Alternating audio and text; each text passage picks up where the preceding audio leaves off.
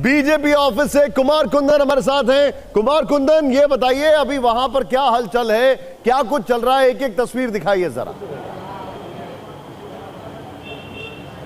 देखिए, मैं भारतीय जनता पार्टी दफ्तर में मौजूद हूं और आपको दिखाना चाहूँगा कि यहाँ सिर्फ और सिर्फ अभी पत्रकारों का जमावड़ा है। जिस तरीके से रुझान और तमाम तरह की चीज़ें आ रही हैं, उसका असर यहाँ पे किसी समर्थक या कुछ भी पे नज़र नहीं आ रहा है। पार्टी एकदम लो प्रोफाइल अपने आप को, खास करके समर्थकों की बात करें तो रखी हुई है।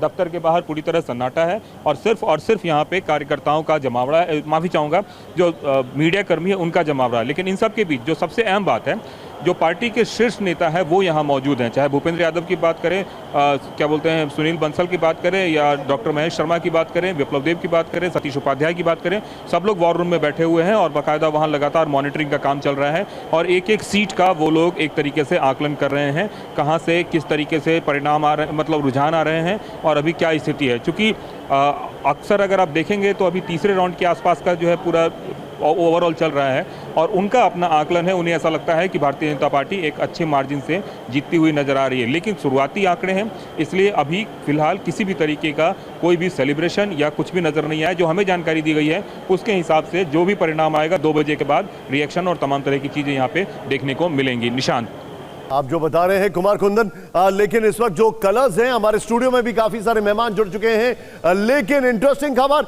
एक बार फिर से रिकैप, 10:15 बज रहे हैं। स्क्रीन पर टैली नीचे बंगाल की 119 143। आपकी नजर बंगाल पर थी ना?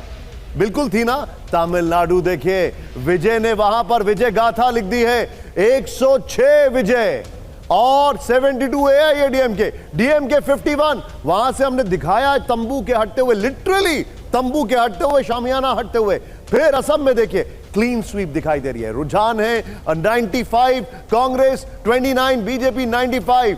और फिर पुडुचेरी की बात की जाए तो वहां पर भी बीजेपी की स्वीप होती दिखाई दे रही है। पुडुचेरी की अगर बात की जाए, तमिलनाडु आपको मैं दिखा चुका हूं, 106 विजय, अभी भी 12 दूर है मेजॉरिटी से, 12 अभी भी दूर है, अदर्स वहां पर है नहीं। लेकिन ये अगर यहां पर पुडुचेरी बीजेपी 22, कांग्रेस 6, अदर्स 1 यहां पर। फिर इसके बाद अगर बात की जाए केरला, एलडीएफ 48, यूडीएफ 89, बीजेपी 3, पहले 6 को भी टच कर रही थी। स्टूडियो में मेहमान हमारे साथ हैं। शंभुनाथ जी, पहला टेक आपका, और मेरा आपसे सवाल बंगाल पर नहीं है, तमिलनाडु पर है, क्या कहेंगे आप इसको? तमिलनाडु में मुझे लगता है बहुत दिनों बाद या बहुत वर्षों बाद एकदम माहौल बदल गया।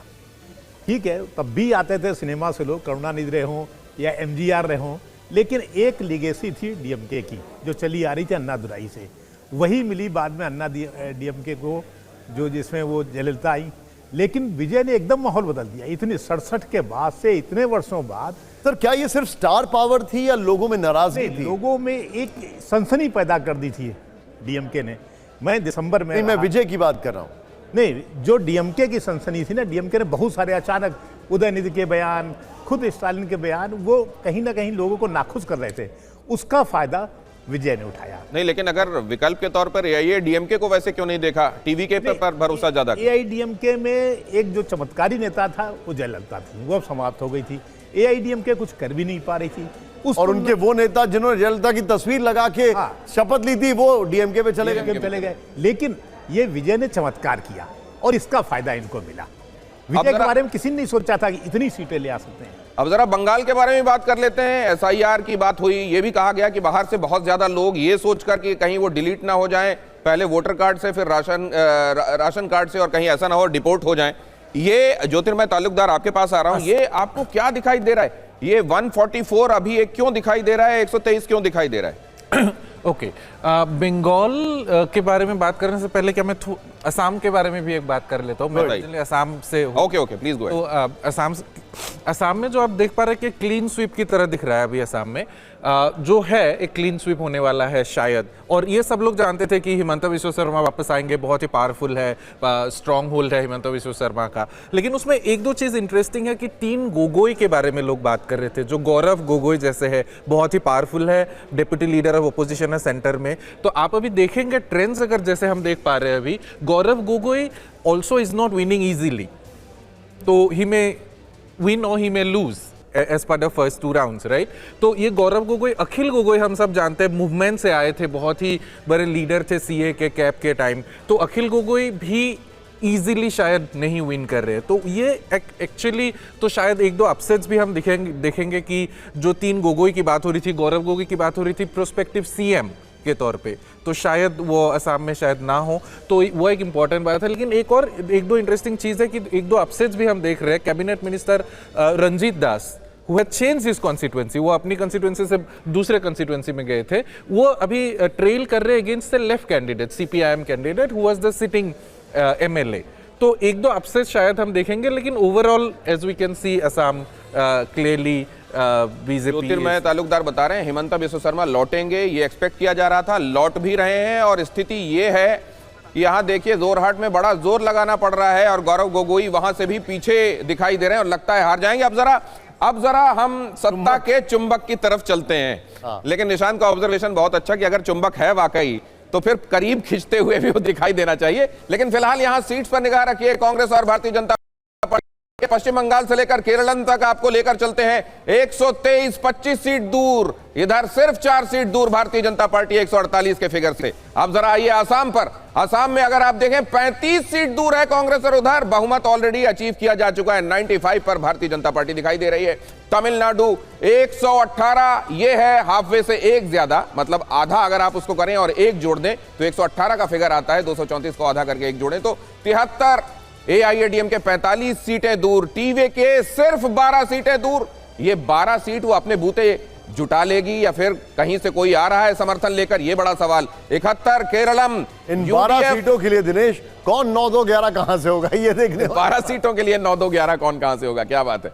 केरलम 71, 88 यूडीएफ, बहुमत ऑलरेडी अचीव किया जा चुका। उधर 49 एलडीएफ। अब तो लग रहा है ये दूर, बहुत दूर रह जाएंगे। मेरा सवाल यहां पर मैं गौतम जी हमारे साथ है। गौतम जी, कंसिडरिंग बंगाल का ये हाल है अभी मैं अभी की बात कर रहा हूं, 144 123 अगर आने वाले, क्योंकि 144 123 का जो डेटा हमारे पास आ रहा है वो डेटा किस बेस में से आ रहा है, वो है 280 293 नहीं है। कंसिडरिंग अभी ये हाल चल रहा है और कंसिडरिंग अगर बीजेपी सरकार बनाती तो अगर इस नंबर के आधार से TMC will always keep them on toes. वो तो होगा, एक बहुत ही स्ट्रांग ऑपोजिशन होंगे, ये तो है। अभी जो ट्रेंड जो है, ये तो बात सही है कि ममता टीएमसी के खिलाफ स्विंग दिखाई दे रहा है, लेकिन ये स्विंग फाइनली ये टैली में क्या तब्दील होगा, मुझे तो पहले शक हो रहा था कि त्रिशंकु की तरफ ना जा रहा है, क्योंकि कांग्रेस, वामपंथी और छोटे पार्टी को भी वो भी आगे चल रहा है, कुछ जगह पे ट्रेंड ऐसे भी आ रहा है। तो इसलिए अगर ये कंप्लीट यही ट्रेंड चलता रहेगा, कुछ लोग बता रहा है कि स्विंग है 5 to 6% swing against Mamata Banerjee, अगर ये होता है तो मेजोरिटी मार्क्स से गौतम, बस थोड़ी देर के लिए आपको रोक रहे हैं।